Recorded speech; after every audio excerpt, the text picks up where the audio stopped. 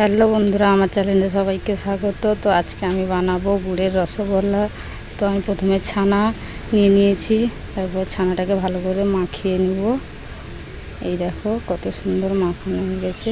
এর মধ্যে আমি দিয়ে দিব 1 চামচ ময়দা, অল্প সামান্য পরিমাণে কর্নফ্লাওয়ার দিয়ে আমি ভালো করে এটাকে মাখিয়ে নিব।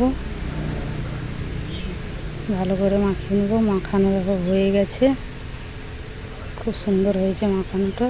এইভাবে মাখিয়ে নেবে সবাই। দিয়ে এই যে আমি ছোট ছোট করে লেচি কেটে নেব। কেটে নিয়ে আমি হাতের মধ্যে এই যে গোল করব। গোল করে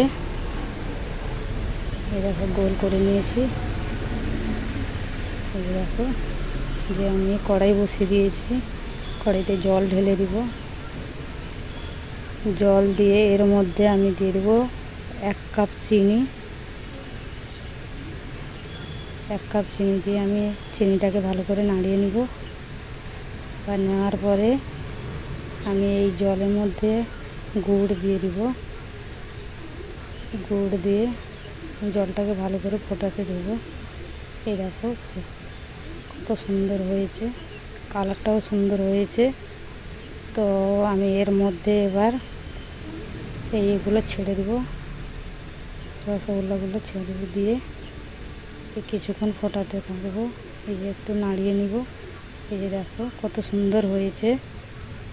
দেখো এই যে কত সুন্দর সফট নরম হয়েছে। তোমরাও বাড়িতে বানাও। তো বাই।